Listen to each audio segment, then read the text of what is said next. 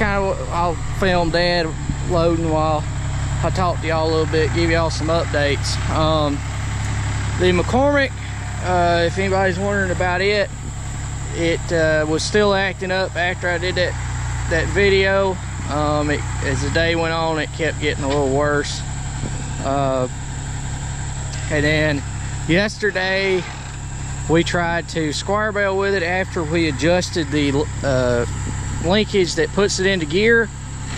It has like a slave cylinder there on the side. We adjusted the side the shifter is on first. It did not help, and it kept trying to, the baler kept shutting off or slowing down, and then Dad stopped baling and it'd speed up. And even with the tedder on, it would do that if I got in really heavy hay all at one time or caught a big wad. It just stopped when I was fluffing hay. And then yesterday when he was baling, it kept stopping on him, so he had to go. Luckily it was just a little probably about a 5, 6, 7 acre field that we was in square baling. I didn't get filming it. I was busy yesterday hauling this hay with my grandpa. This is the last load out of here, and then we'll be done with this. But after I got done hauling hay yesterday, I went to hauling squares, and I got there and he was having all kinds of problems, so he slowed down a lot. I was going to hook the 47 up because that's what I had there in the field to load the hay, but he just decided just to slow down nearly a crawl, and we got it baled. And when we got back, we adjusted the other side. It's got another adjustment on the linkage, and we're going to see what that does. We think that it seemed to make a difference, but we really won't know till I get it hooked up to something to pull it and actually work it. If that does not work, we're going to have to open it up and look in at the clutches, pull the cover off, or maybe look at that slave cylinder and see what it looks like. It's engaging properly, but all we can see is on the outside. I don't know really what's on the inside. The tractor's nearly got 3,000 hours on it. It's been doing good up until now. Now it's having this issue. So I mean, all we've really used it for is to fluff hay and pull that side disc mower this year. We cut a lot of hay with it, put a lot of hours on it. But it's just I don't know, it's doing okay. It's just frustrating. I know some of y'all are probably wondering, I bet you wish you kept the 46 instead. I do, but we couldn't afford to keep it. But I guess if we have to, we're going to be putting a clutch in this thing, and that's just where we're at. I am going to do the video on why everything that's been wrong with this tractor. I'm not going to talk bad about the tractor. It is what it is, but I am going to show, just walk by the tractor and basically do a 3,000 hour review on it and tell everything that's went wrong in the first 3,000 hours, which that's about a third of a tractor's life, really, depending on how many hours you generally put on a tractor. A third to, I guess some people probably don't run them about 6,000 hours to half a life, and what all's went wrong with it in the first half of its life.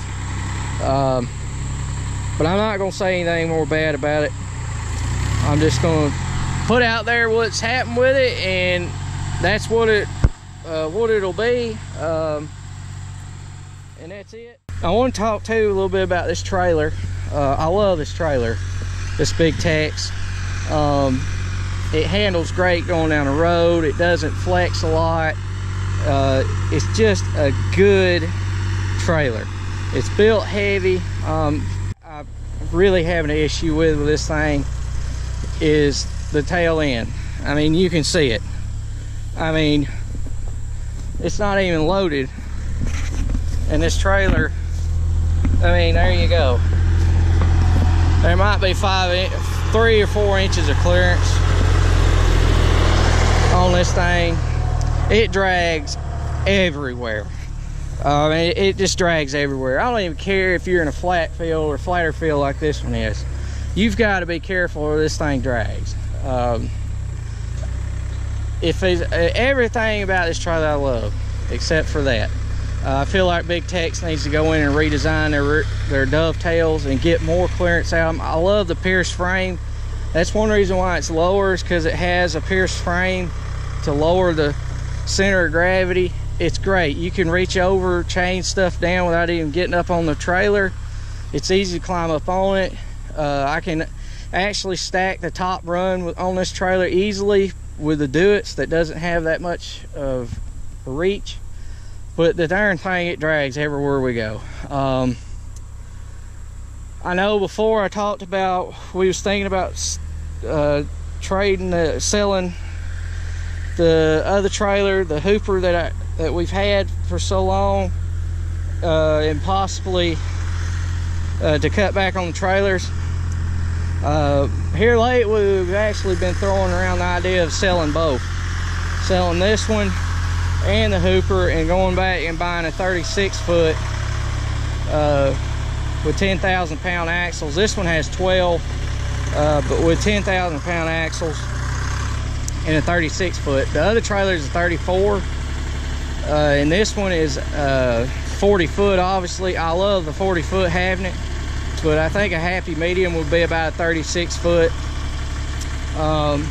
Because this one can be a little bit aggravating getting in and out of a few places because it's so long. But it's not that bad. I haven't really had any issues with it in the places that I could get in and out of. But I don't know really what we're going to do. It's kind of up in the wind. If we can catch a good deal on a 36 foot that's gently used, or find a new one that's not that bad, we may just sell both and get a 36 foot and just have one instead of two. It is nice having both of them though, so we may just keep them, but I'm not happy with that. That's the biggest thing I'm not happy with. Everything else I love about it. If it wasn't for that, and this trailer set in the rear end like that Hooper does, and I had plenty of clearance in the rear end, there ain't no way I'd ever think about getting rid of this thing until it was wore out. And it's not even like the ramps. The ramps are even an issue with this thing. It's set so low.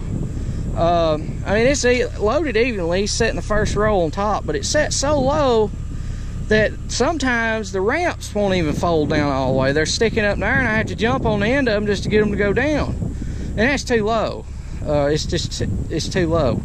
They need to raise the rake on it a little bit, even though it would flatten it out more, and it would be fine. I think if they picked it up 3 inches and just changed the rake on it 3 inches, you wouldn't even have to really change the ramps or anything with that, and I think it would be a whole lot better. I know people that's got 30 foot ones of these, and even 20 foots have the same problem around here, and they've cut, I know some people have cut the suspension off down to the I-beam and laid 3 inches of steel plate in there, welded it all back to the frame, and then welded this back. Had trailer companies to do it that builds trailers, and picked them up, and they love them now. But I don't know.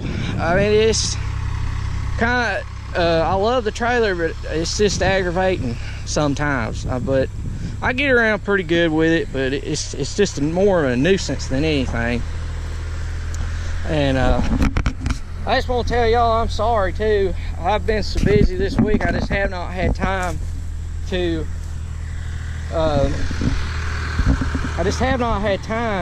answer any comments. And that's my favorite thing about doing YouTube, is interaction with y'all and what all we're doing and talking about it and just different things. Of course, a good reaction anyway, or actual just talking about it stuff. But that's my favorite part.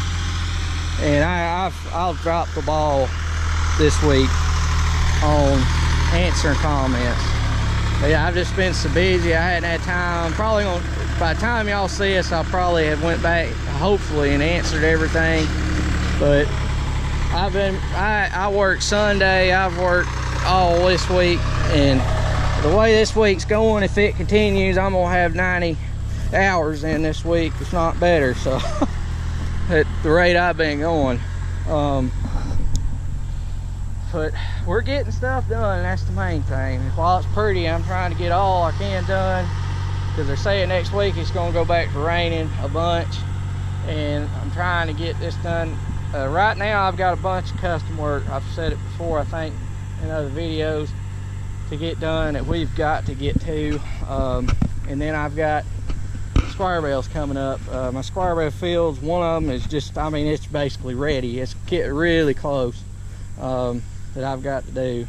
But thanks for watching. Please comment, rate, subscribe, and I hope y'all enjoyed this video, and I'll see you next time.